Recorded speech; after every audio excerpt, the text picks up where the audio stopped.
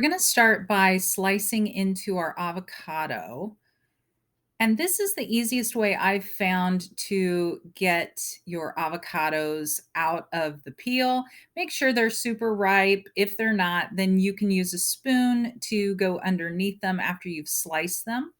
Now, if you wanted to, you could store this avocado with the seed in it in your refrigerator and it will last for several days.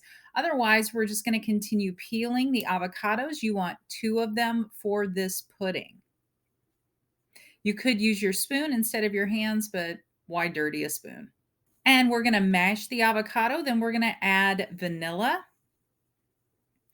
cocoa. Try to get the best cocoa that you can. We're going to blend that, mix it in just a little bit so we don't get a poof cloud of cocoa.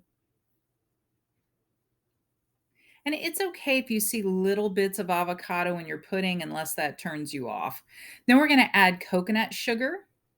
Now, you could add whatever sugar you like, but coconut sugar is great. We're going to blend, and then we're going to add a little bit of non-dairy milk. I'm using almond milk.